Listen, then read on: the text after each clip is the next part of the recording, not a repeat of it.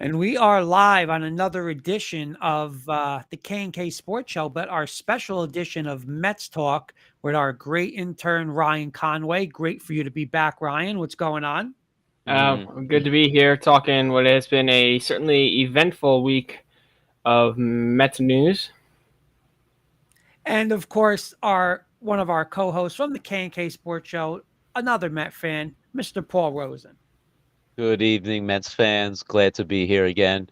It should be an interesting hour or so. All right, so here we go. Let's just start off. Obviously, like Ryan said, big news this week. Started last week, went rolled into yesterday. The Mets are sellers.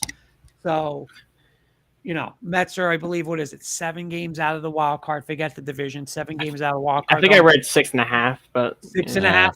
So let's start this. I'll start with you, Ryan.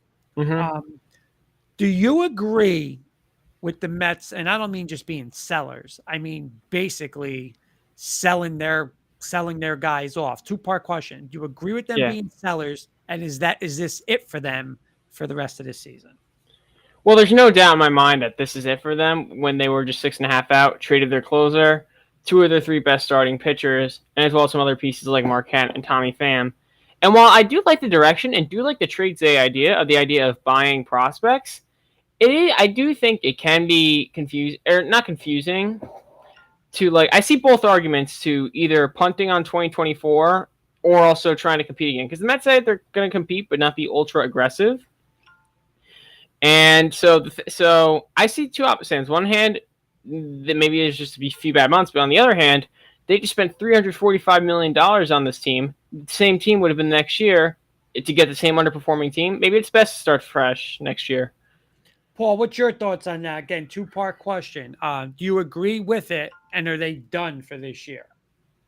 Yeah, I agree with it. I mean, what's the definition of insanity? Doing the same thing over and over, expecting different results.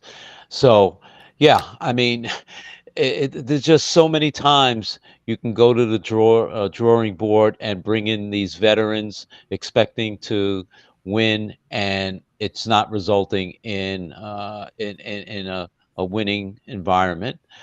Second, I think they've punted for the rest of this year. Uh, that being said, you do have professionals like Lindor, Alonso. These guys are getting paid a lot of money. They're certainly not going to give up and not play hard. I mean, jobs are at stake for this team, and I can see the players at least attempting to play hard. Whether that's going to result in wins or not, I don't know. But the fact of the matter is, what I liked about the moves is they realized this was not working. It hasn't been working all season for whatever reason. And the fact that they, at this point, decided, okay, let's go in a different direction, I think hopefully will bode well for the Mets organization in the next 2 years. We got a comment from a Mike Conway saying, let's go. So thank you, Mike, for watching. Someone typed. There you go. I'm going to come, Ryan. I'm going to come right to you on this one. So now, obviously, Epler makes these moves, whether it's Epler, Cohen, whatever it is. There's been talk of getting whether it's a president of baseball operations, a new GM, whatever it is, but Theo Epstein, the guy Stearns. Do you think that is priority number one for Cohen, to get a president of baseball operations, someone that's even going to oversee Epler? So two-part again. Do you want a president baseball operations? And 2, do you still want to keep Epler as the general manager going forward? Yeah, I think this is 100%. I've gone back and forth about Billy Epler, and regardless of what you think of him, he was not not even close to the Mets' first option for GM back in 2021. They were trying to hire a baseball of operations, then it took too long, and they panicked and just went to him. And some people believe that they hired him with the intentions of hiring David Stearns, who for this offseason. Now, Stearns resigned from the Brewers front office last year, but his contract expires after this year, which is what people are thinking, oh, maybe he's just on, because it has been mentioned that Billy Epler is very good friends with David Stearns. But I totally believe that's the plan. And regardless, I would maybe like to see a smarter head at the top in front of Billy Epler. I like Billy. I don't hate Billy Epler. Some of his ideas or whatever seem good. And I think even like he takes too much blame for stuff that isn't exactly his fault. But I believe a president of baseball operations will be in the Mets cards this offseason. Paul, you agree with Ryan on that? Yeah, absolutely. I mean, David Stearns' name has come up over the last year or so. It's not as if this is going to be a shock when Steve Cohen announces that the Mets have hired him as president of baseball operations. Like Brian said, he's friends with Billy Epler. Epler may have different responsibilities once Stearns comes in, but I think ultimately they retain Epler. I think he's doing a decent job. You go on social media and they think he's the second coming of Brian Cashman to a certain extent, but I think they will retain him. He'll do the job under David Stern's direction, and I think once they bring in Stearns, the whole organization is going to wind up changing for the better. Comment from it's actually from Kenny, who is backstage, but he's saying now, Ryan, the Otani thing again. He's saying, can the Mets be a big player for Otani now that they unloaded a lot of money with the trades they made? Money talks. Cohen can give more than anybody else. Let me ask you, though, do these moves hurt? I'm not going to say help because I don't think it helps get Otani. Yeah. Does it hurt, though, that, the rumor is, and we'll get into this in a little bit, we're going to like punt on 24 and be ready for 25. Do these moves hurt their pursuit of Otani, in your opinion? I mean, I think they could. And I think there's also, like, maybe money isn't necessarily freeing up the money won't mean too much because Steve Cohen just likes to spend money regardless. But I could see it hurting if Shohei Otani, because he said himself, he wants to win like right away. Because he said even in his MVP seasons, he's had negative impressions of them or looking back on them. Maybe he wants to win. Maybe 1 year, okay. Well, because the Mets do say they still want to be competitive, they just won't be going all out, which makes me think maybe Otani isn't in the cards, even with how transcendent talent he is. But yeah, I don't think it'll affect it too much. Even if, but maybe a little, but not too much entirely.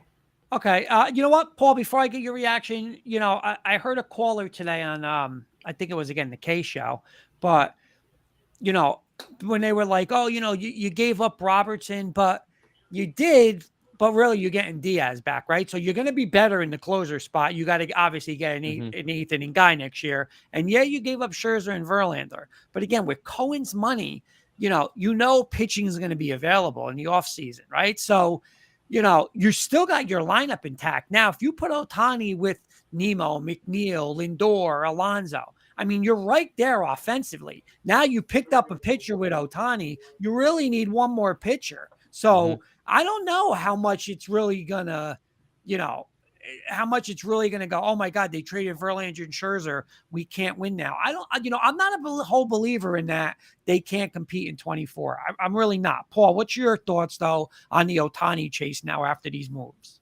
Yeah, I mean, a couple of things. Number one, I know he's talked about wanting to stay on the West Coast, but as we all know, money talks, and Epler certainly negotiated him coming to the Angels. So there's a friendly face in the Met organization having Epler there if in fact they are going after him. Obviously, there's a blank check that Cohen would have if in fact they could convince him to come over and play in New York. Without question, it would be the biggest signing in essentially baseball history to have him come play for the Mets. What I'm reading is they're not going to be big time spenders, but you know what? I think a guy like Cohen can't help himself. He has that ego that says, "Hey, I want to win now," and whether he says, "I'm going to hold back and not spend so much," but you know what? If that guy is out there and they have an opportunity, I think he would be the kind of person that would say to himself, if I let him go and not make any opportunity, look what he did with what's his name, Carlos Correa. in the winter. So I think they could go after him. I don't believe a lot of what they're talking about now, and not pursuing upper echelon free agents at this point. And I think it's all a smokescreen. And I think they will be competitive in 2024. Okay, one more big one going into probably in this offseason, in my opinion, now is what do you do in the manager situation, right? You got Buck Showalter. You know, if everything's true, what they're saying is they're not going to, go to, I don't want to use the word compete, but go all in for 24 and compete for a championship in 2024. Do you stick with Showalter, Ryan? I think that Steve Cohen ultimately will, because he was the part of the reason that Showalter came here. He wanted Buck Showalter himself. And while, yes, managers do kind of tend to be scapegoats these days, when Cohen specifically backs that kind of hiring, I think he'll be pretty generally safe for the next season.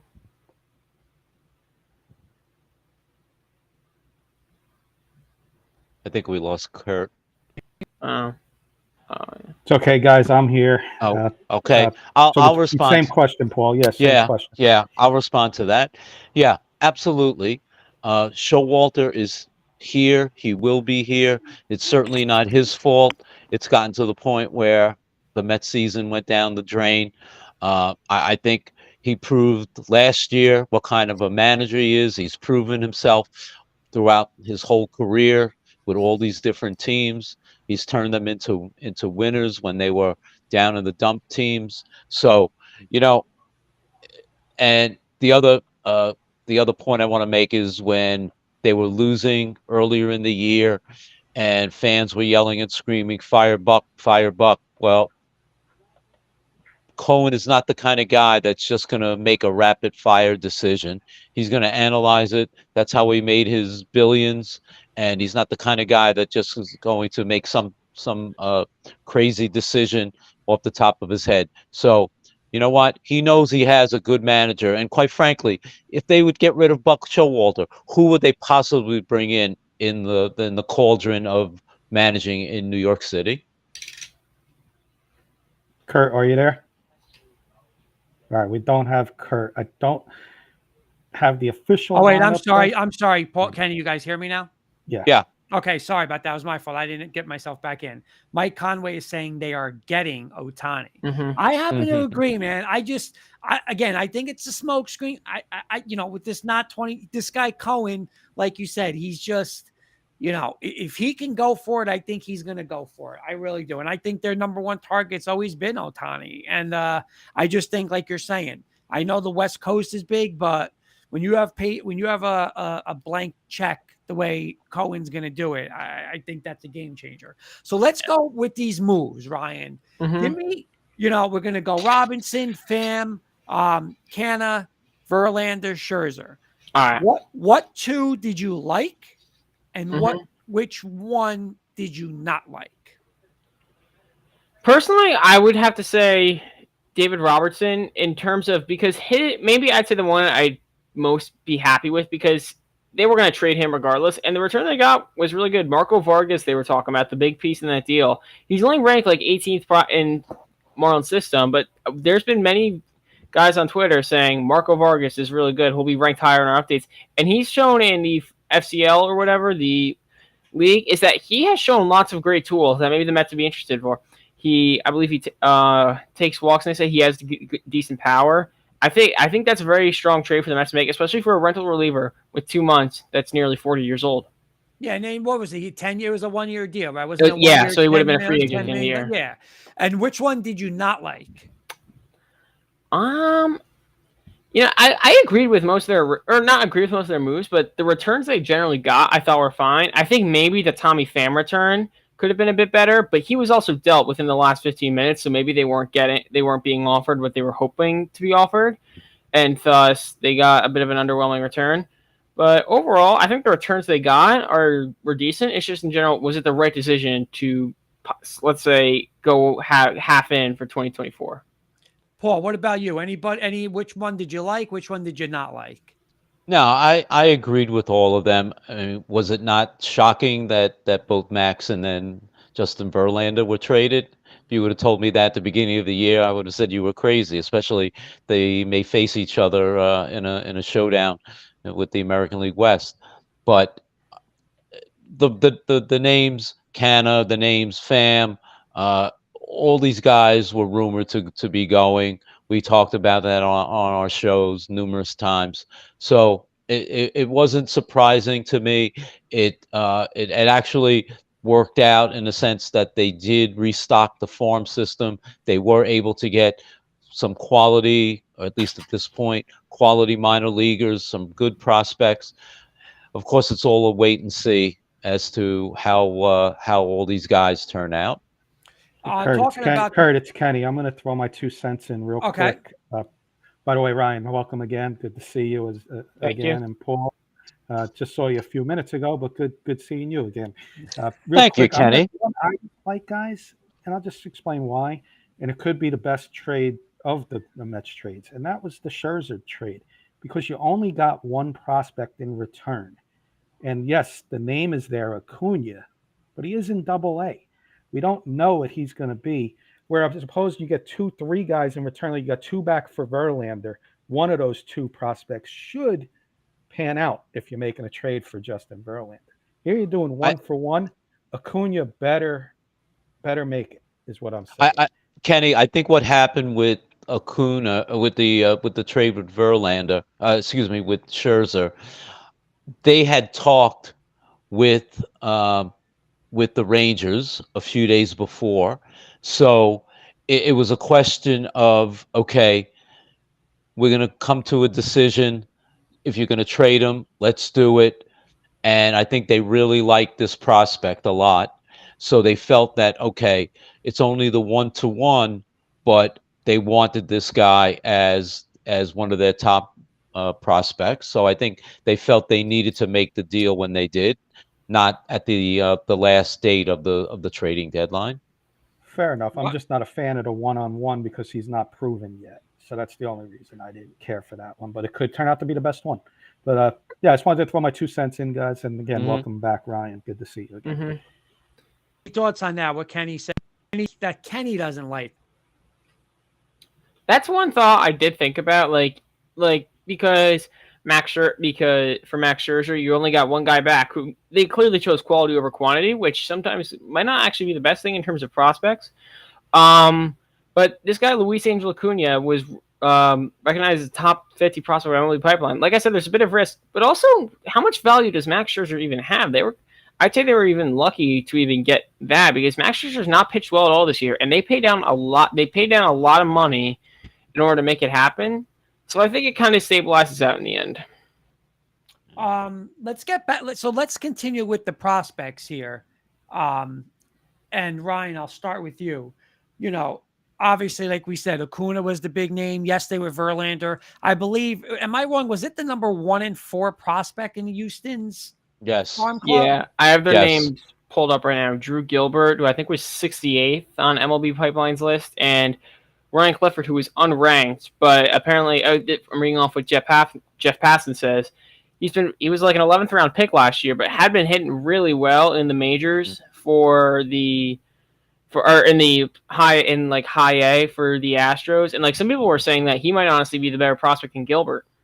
Yeah, and see what I saw too was, obviously on Twitter, I'm on Twitter all day long. You guys know that, but I'm saying I found, following a lot of stuff from the Houston side, people were saying oh my God, we got robbed. The Astros got robbed in this deal. We gave up too much for Verlander. So, I don't think it's, on the Mets side, it's, we gave up Verlander for 2 prospects, but from the Houston side and people that know the organization, high prospects for them that they did get. So Ryan, let's talk about, again, Acuna, the 2 guys from Houston, all the prospects and all, just a brief overview of the prospect the Mets have been getting in all these deals.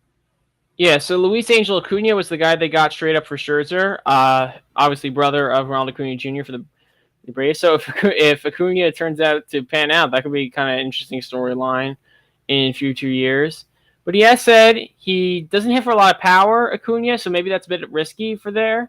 But like I said, Max Max Scherzer hadn't been pitching that well this year, maybe if they got to be getting this much, I think in general was pretty decent, even though it did take a lot of money to pay down. And Drew Gilbert, I believe, is in the higher levels of the minor leagues, AAA, AA. I can't remember, but he walks a decent amount. He's a lot of power. He's considered a top prospect by numerous sites. And as I just talked about, Ryan Clifford looks to be really well. He's been hitting really well in AAA, hitting for a lot of power, drawing a lot of walks, which that's kind of the Mets type, I feel like. And so yeah, these I think for both with the money they pay down, it's not my money. Steve Cohen clearly doesn't care. It doesn't hurt the Mets. It only helps their farm system, and I think they did well with these trades. Okay, Paul, I'm going to throw this in a different angle for you. Okay, do you want to see these guys develop and play, or flip them for major league players? What do you want to do as a Met fan? As a Met fan, I want to see them play. I think the excitement of bringing up Francisco Alvarez, Beatty, Ventos, is what all the Met fans want. You bring these guys in another year or so, it adds excitement. It brings a younger, more athletic team to the Mets, which is something I think in the back of their minds they realized the Mets had an old, slow team, not so athletic compared to some of the other teams in the National League. And I think they felt they needed to get younger, they needed to get more athletic. And I think these guys are going to do that. Hopefully it'll pan out. I mean, I've been a Met fan too long to see all these, 5-tool guys in the Mets minor league systems, and I can go through 7, 10 names, and they never seem to pan out for the Mets. So I'd rather see them play another year or two in minors, come up, and hopefully they can turn the Met organization into a winner with young players. It's almost similar to what the Braves have done, where they bring up all these young guys at the same time and let them develop together. Ryan, what's your thoughts on that? Again, do you want to develop it and you want these guys to be the Mets? Whether it is like 2 years down the road, or again, somebody's available. And, I'm not going to say a major league superstar, but I'm saying, a good player that's going to help you right now.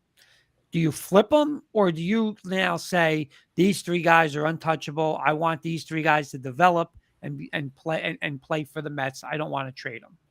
I mean, it depends if it's the right player comes along for the right price, and of course I would. Or maybe they could flip somebody else like Kevin Pareda or Jet Williams using the lower ranks of these process and let these guys play. It all comes down to what kind of comes out. Maybe if their prospect status continues to soar and the Mets don't think it's gonna be good, maybe it makes sense. But I think in general we just gotta wait and see what comes available and whether or not I'd be willing to pull the trigger. Hey, Kurt, Yes. Can I just say this? Sure. When doing a little research for the show tonight, in 1992, the Mets probably had a team similar to this, where they brought in a lot of veterans: Eddie Murray, Willie Randolph, Bobby Bonilla, Brett Saberhagen, and also toward the end of the year, when the team turned out to be horrible, ironically, they traded one of their starting pitchers, a guy by the name of David Cohn, to Toronto for 2 prospects, one of which turned out to be Jeff Kent. So you never know who and what the team that's trading prospects and getting prospects for, who they'll turn out to be. And it's sort of ironic. Here we are almost more than 30 years later, and it's almost the same situation. Guys, quick hello from our good friend Stephen Waldman. Stephen, we're doing a little Mets, Hey, Stephen. Little special Mets show here with one of our new interns, and Paul Rosen. Thanks for joining. And please, any questions, comments, send them out to the guys. What's going on, Steve? So I guess again, another thing I heard today is they're saying like you can't trade draft picks in baseball, right? It's not like the NBA and NFL trade draft picks. But in reality, they're saying what Cohen's doing is he's basically trading, like almost. I guess how can I say it? He's trading for basically minor leaguers / draft picks, but he's seeing them a little. Right. Mm-hmm. And he's basically buying the farm club is basically Mm-hmm. what he's doing. Right. It's like, okay, you take Verlander, we'll pay this portion of the contract, but I want this prospect, that prospect, and he's getting these good. He's buying his farm club is basically what he's doing. Mm-hmm. So, one, do you like that theory? And obviously, it might be only something someone like Cohen could do because he's got so much money. But Ryan, do you like that philosophy that Cohen's doing where I'm going to buy a farm club? Yeah, and it certainly helps the Mets. I mean, anybody can really afford it, but he clearly cares about this team, which is really nice to see after the years of the Wilpons that we suffered through. And like I said, it's you can buy prospects. You can kind of by paying down these guys. If they didn't send some money to help Houston or Texas, they probably would not have gotten a lot back. They would have not gotten prospects that current experts are raving about. And in the end, spending all that money to essentially buy prospects, I think really worked out really well for them. Paul. Yeah, I mean, I've been following baseball a long time. I cannot remember ever teams doing this or any team doing something like this where they're paying out salaries of players that they're trading and then essentially getting prospects like this because they've paid out millions and millions of dollars. That being said, because Steve Cohen has deep pockets, he's able to do it. And I keep saying this, hopefully it'll come back and the organization will be better off for it. Kenny, we got a comment from, I'm not sure if Kenny's there. Did you see I'm Steven's here. comment, Kenny? Yep. Okay. Bobby Bonilla, guys, 1.4 million ever. July 1st, worst contract by the Bobby Bonilla, 1.4 million. July 1st, worst contract by the Mets organization. I think he's saying 1.4 million. How many every years? year? Every year. First of all, number one, that's not the worst contract. Yeah. Number two, many teams do that. As a matter of fact, Matt Scherzer is still getting paid this year alone $15 million by the Washington Nationals. So he's been paid over $15 million by the Mets. He's going to get paid over $15 million by the Rangers, and he's getting paid $15 million by the Washington Nationals. So basically, a nice life he's got. Basically, is what he's yeah, a little pizza money. Yeah. I believe we've talked about this before on the first show. It's complete overkill. Like they just deferred the payments. It doesn't affect the luxury tax payroll, and it's basically just spending money they could have spent in 1993. It's not. Yeah. It doesn't affect the Mets whatsoever. Yeah, it's a ridiculous. If anything, the agent who represented Bobby Bonilla by the name of Dennis Gilbert actually was brilliant for him to look down the road for Bobby Bonilla and say, listen, I'm going to negotiate something that for the next 20, 30 years, you're going to have $1 million every July 1st. That was a brilliant move by him. I think he was the first ball player to do that.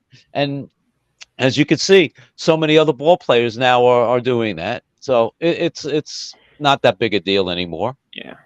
So the $1 million question, guys, where do we go from here?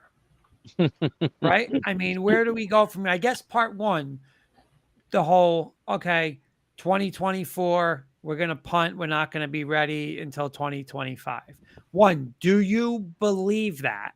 Do you believe that that's what the Mets are going to do? And part two, do you agree with that, Ryan? I do believe that maybe they're going to not put all their eggs in the 2024 basket because they just traded two of their best starting pitchers that were under control through 2024 and they're now gone, obviously. Now, a big question is, if that is the case, what happens with Pete Alonso? He's a free agent after 2024 as well. Do they extend him or do they end up dealing him? Paul. Yeah. Listen, you have Lindor with another 8 years on his contract. You just signed Diaz to a 5-year contract. You just signed Nimmo to a 7-year contract. Like Brian just said, Alonso's going to be next. It would not shock me if Cohen approaches him at some point after this year and says, let's sign a long-term agreement and keep him here. So that's 4 or 5 solid choices of key Mets that you're going to retain. You build around those key positions, those key players, and you start bringing up these young guys. You hope Alvarez continues to improve, Beatty continues to improve, and you fill in all these other positions. Hopefully, some of the pitches that they got will turn and develop in addition to the ones that are already in the Met system, and you build around those 4 or 5 guys that are going to be here long term.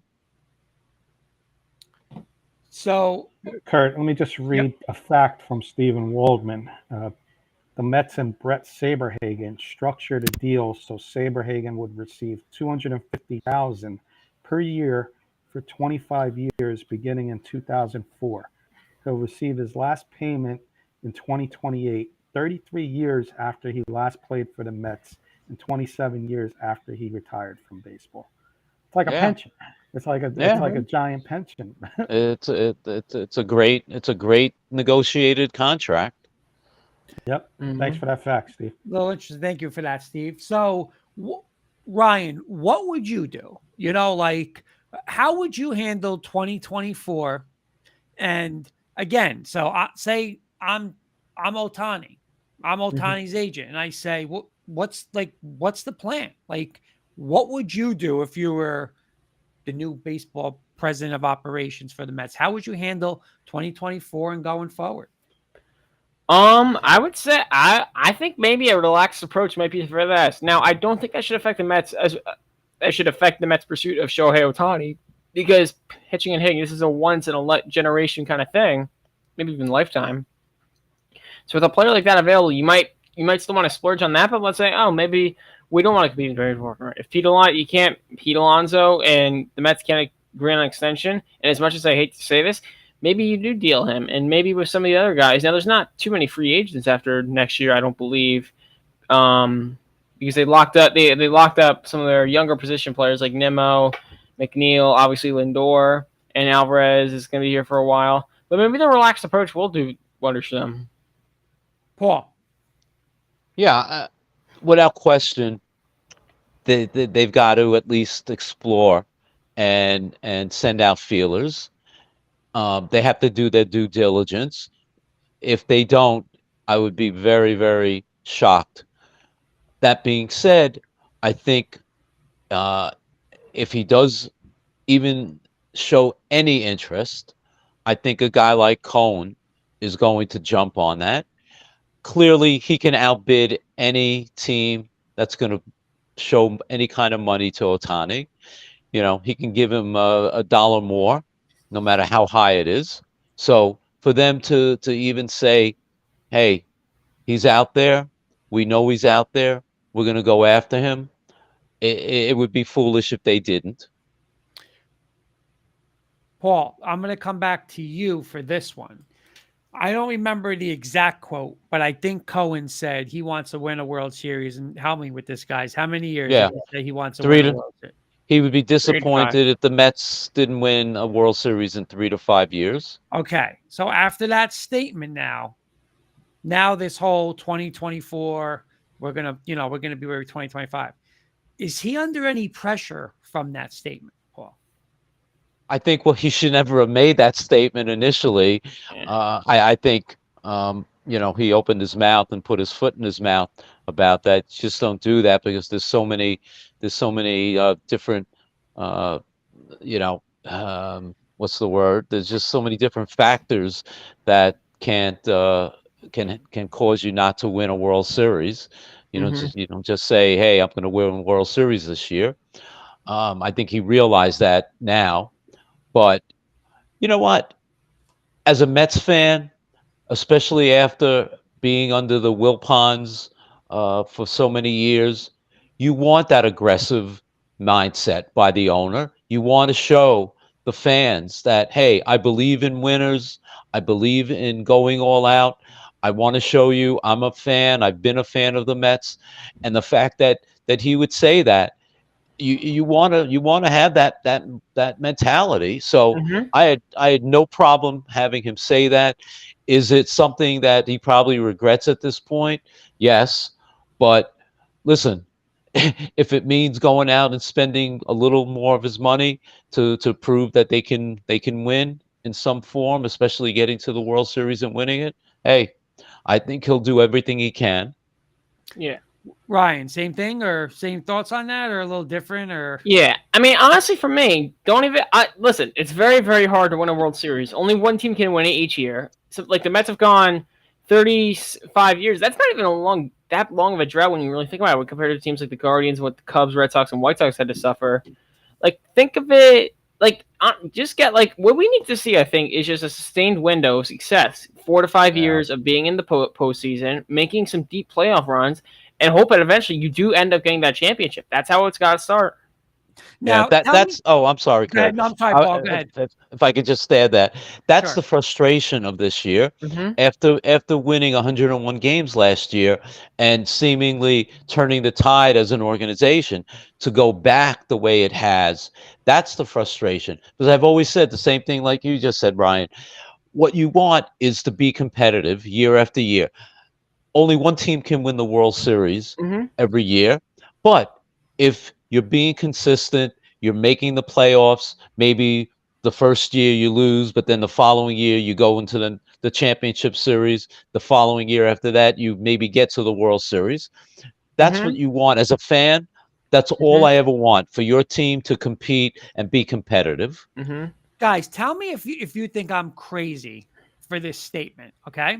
All right. Because you got what's Verlander? 41? No, how old's Verlander? Just turned 39. 40. If he's Yeah. 40, Scherzer's what? He might be 39? 39. 39. Okay. So you got two 40-year-old pitchers, right? Mhm.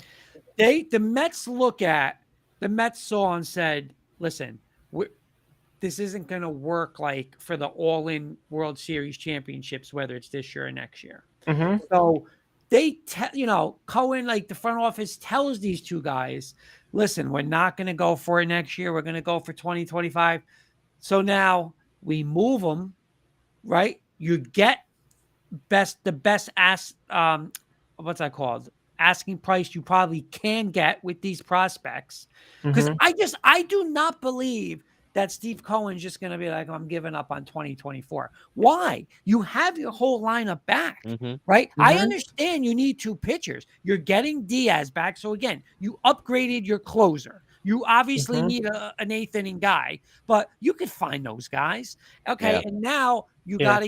gotta get two pitchers. But again, I got good prospects now. I got like Beatty, like you said, what's his name?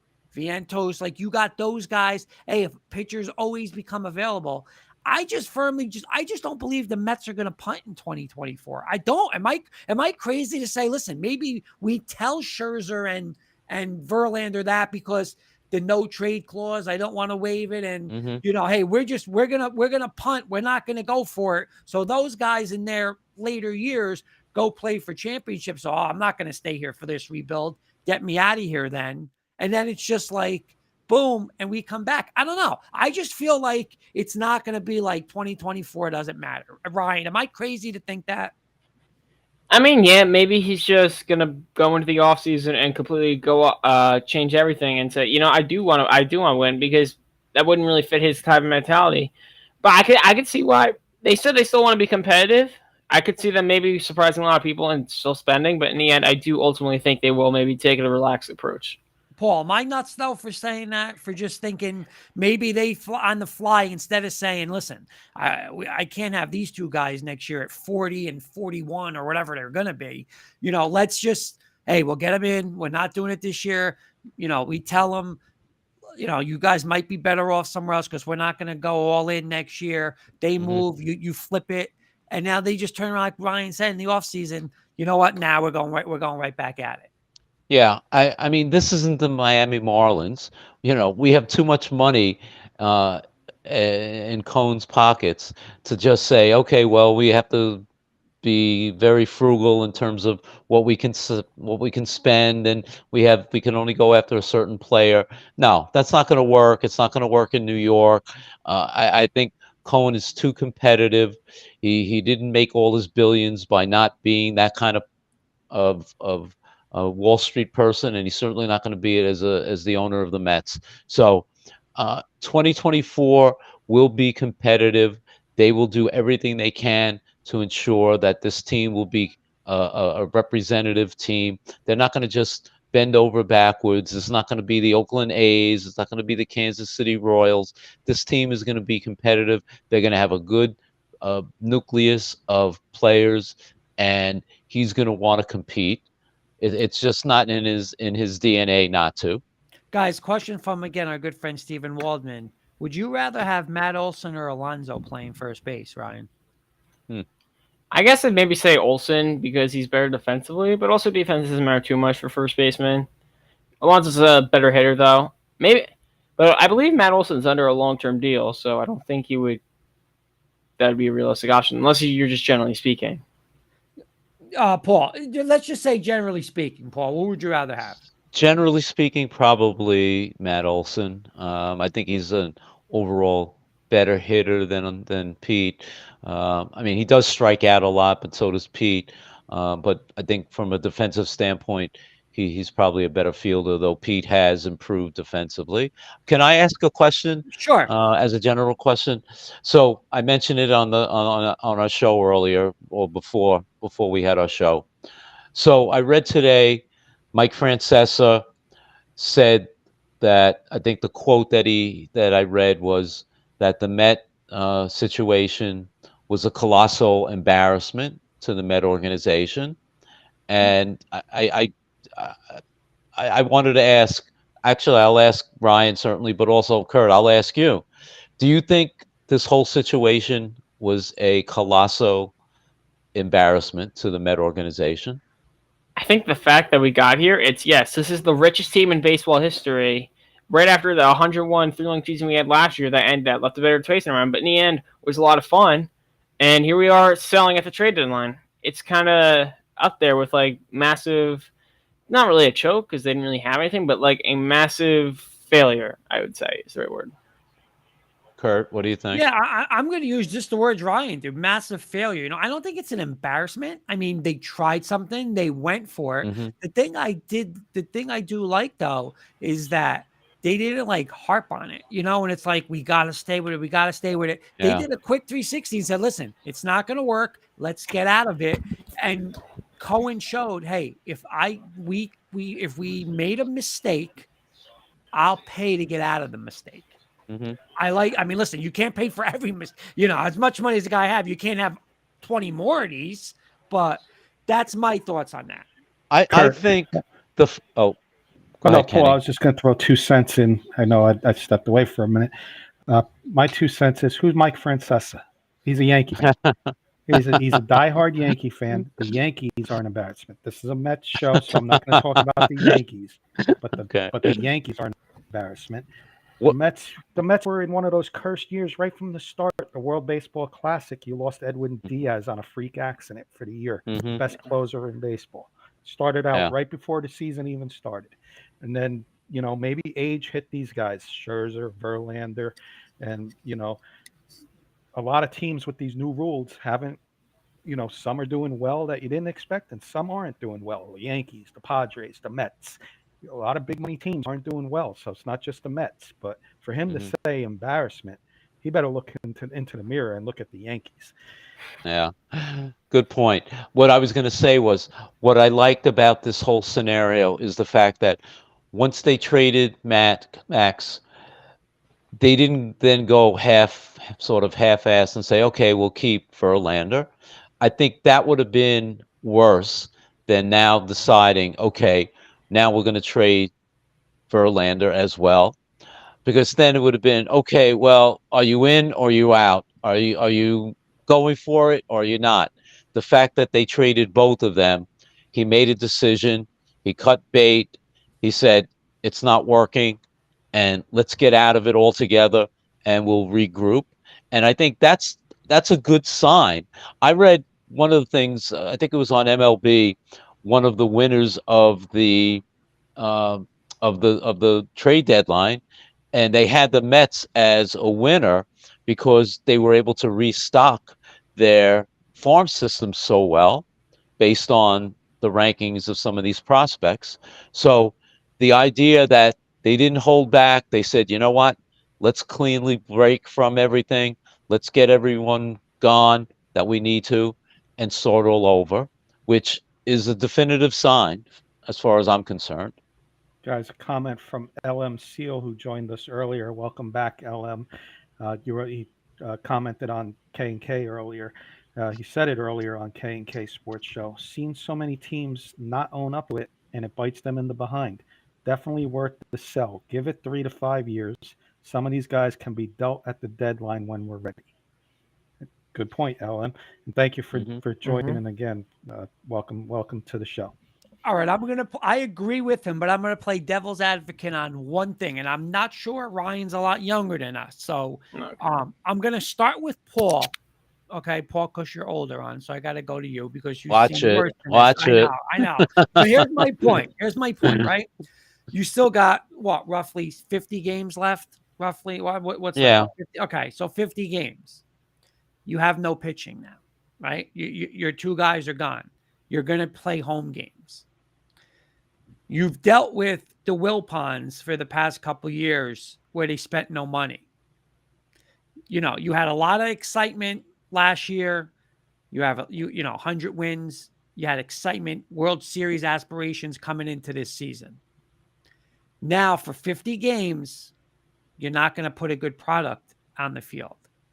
You're already saying, oh, next year I'm going to, are you worried at all that fans are going to say, it's the same old Mets, it's just like Wilpon, we're not going to spend, we're bad again? Are you afraid of the fans, Paul? You're one of them, turning already on Cohen has been the best thing since sliced bread for Met owners. But with these comments now, we're going to punt next year and this end of this year, are you a little worried that fans are going to turn on this organization just like that?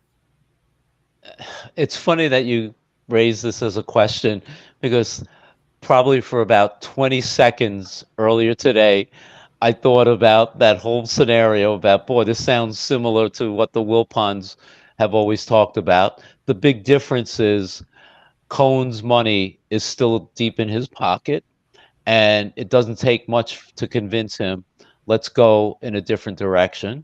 So with the Wilpons, they had to be convinced to get Mike Piazza. They had to be convinced to sign a Jason Bay. Unfortunately, with Steve Cohen, I don't believe he has to be convinced if he thinks the team is going to be improved. Deep down, while he's the owner, he's still a fan, and I think his fandom really wants to see the Mets finally become a winner under his regime and turn this team into world champion. So I think ultimately he's going to spend the money. He wants the team to improve and ultimately become a championship team year after year. I'm going to ask it to Ryan in a different way because, again, you're in the younger generation, but you grew up with the Wilpons, right?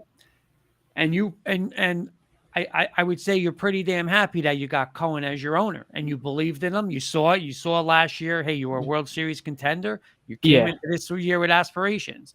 Is there anything, I know you can't answer it 100% right now because you don't know until it happens, but do you think there's anything that could happen to where you're like, they're just like the Wilpons? I don't have faith in them. We're back to what we just had with the Wilpons.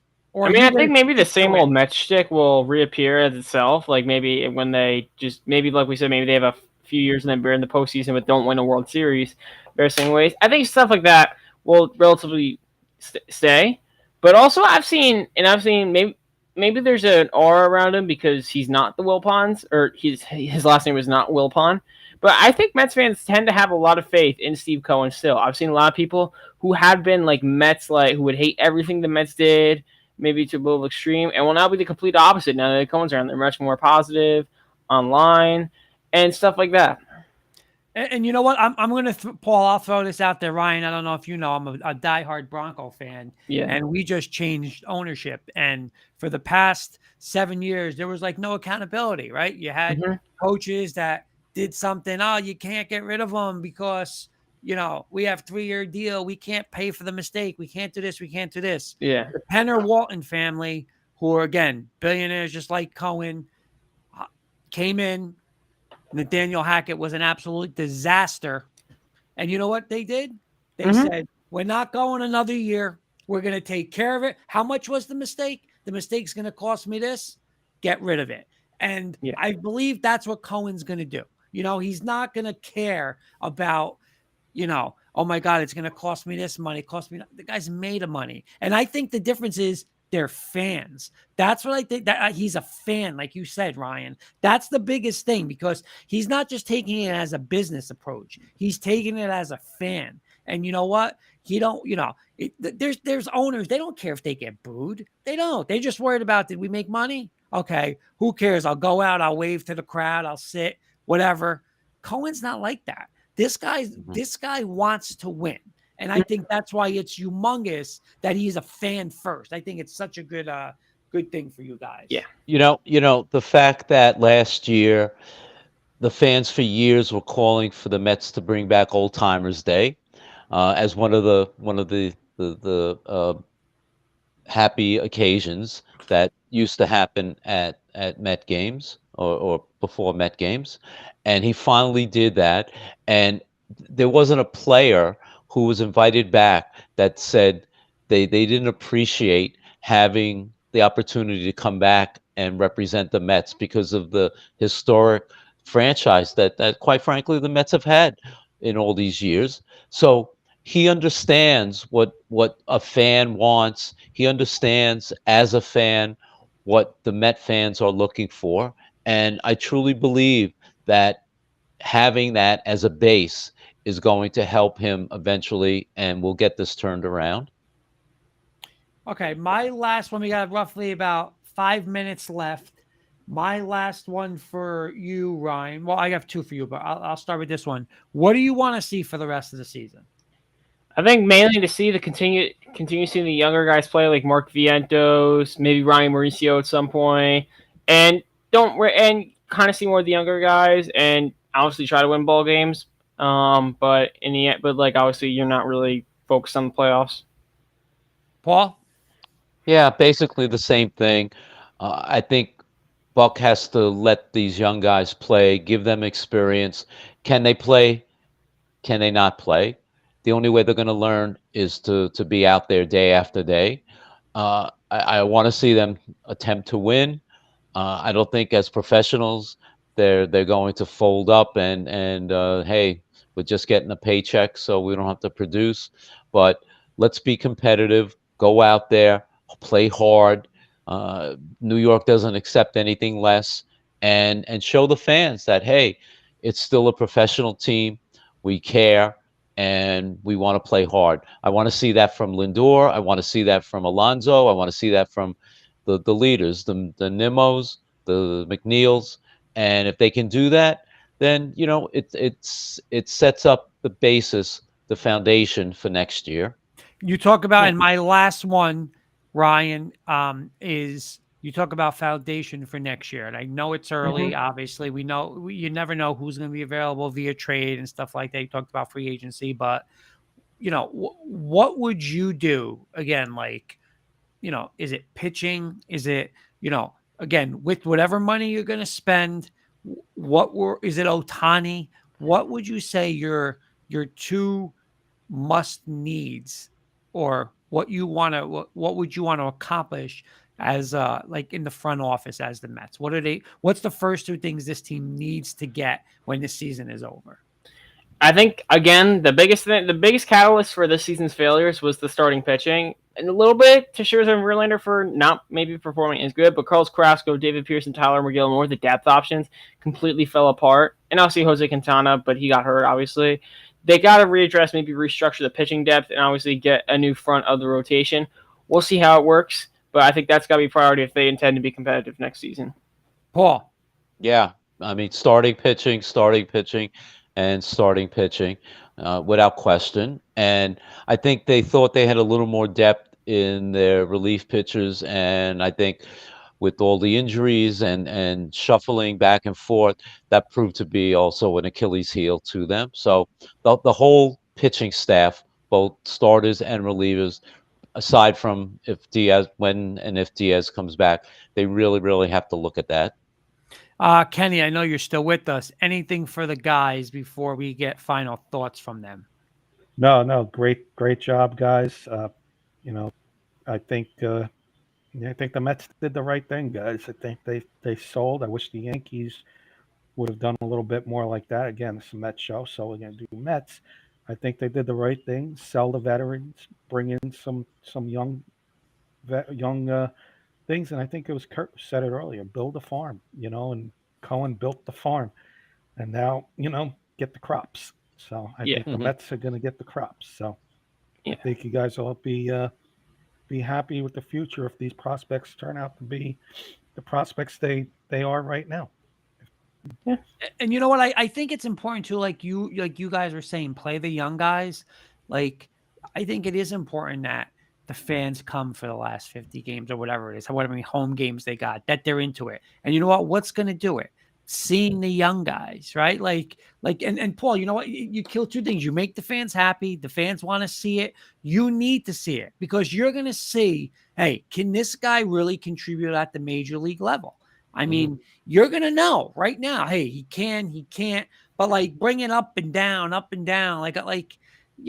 now, once you're officially out, and I know you're not officially out, but soon it's like, listen, let's get these young guys in who can start playing next year. I don't know. Do you guys agree with that theory? Yeah, I Yeah. mean, 100%. Uh, I want to see, can Beatty do it? If he Mhm. can't, then you know what? Move on. But it's not going to be fair to him to pull him and let him play one game and then pull him for two. And hey, put him in there, write his name in the lineup, and that's it. Along with some of these other young guys, and once and for all, let them see if they can over these next 50 or so games, can they play in the major leagues? If not, then move on. All right. So final thoughts, Ryan. Again, thank you so much. Again, Ryan Conway, one of our Thanks, guys. interns, and you know, I always say the funny story. But when I talk with Jen and everybody, and I said, "Oh, we got this kid Ryan Conway," and we said to him, "You want to do stuff on the high school show?" And he's like, "Nah, I want to go right to, I wanted to write to the KK." And you do an unbelievable job, Ryan. We're so happy to have you. I mean, knowledgeable times 100 with your Mets. I mean, just in general, but with your Mets, and you do an awesome job on the podcast. So I know Kenny and I speak with Paul for K&K on that you do an awesome job, and we look forward. Listen, I'm not a Met fan, but I look forward to the show. Yeah. So you do a great job. So final thoughts from you tonight. Yeah, thank you. It was a pleasure to talk and really interesting discussions, obviously, with what just happened with the Mets organization, depleting Verlander and Scherzer, as well as Robertson, Pham, and Canna. Is it a fire sale? Yeah, a little bit. Yeah. And it was certainly interesting to talk about. Mr. Rosen, final thoughts. First of all, I'd like to thank you, Kurt, and Kenny for providing the forum for Ryan and I to speak about our New York Metropolitans. It was an excellent show, Ryan. You knocked it out of the ballpark, pun intended, and it was great doing this again. Maybe we can have another one when Otani comes to New York, and then we'll really have something to celebrate. So, great show again. Thank No, you. and again, we're going to be doing the Met podcast throughout the year. And again, any thoughts? And listen, it's great to we always say in our K&K show we get so much in, but now branching off and doing a Met show, doing a Yankee show, doing a Broncos show. It's just we get really passionate. We talked an hour. You can go another hour if you want. It's you guys do a great job and obviously very knowledgeable with the Mets. So again, thank you guys. Thank Kurt, you, Kenny, guys. anything one last more thing, thing. Kenny? Yeah, no, just echo your words, Paul and Kurt, Ryan, great job. Uh, I want to add one more thing. The audience, if you have something, because this is strictly a Met show, you want to talk about something, you want a topic, mention it in the comments, and we'll do it on either the show we're doing, not only the show we're doing, but we could do a future show on it. So if you have any Yep. ideas, if you want us to talk about the Mets minor leagues, Ryan and Paul talk about the minors. Yep, We'll good point. do a show on the Acuna. We'll do a show on the other kids that got traded. We'll do a show if you want on Keith Hernandez. Paul could come on and do Keith Hernandez if you want. I despise Keith Hernandez. But yeah, no. Any thoughts from the audience? Please share them with us, and we'll get it on a future show for sure. Absolutely. All right, boys. Great job Wonderful. tonight. Thank you, everyone, for joining. Thank you. And we will see you guys soon. Have a good one.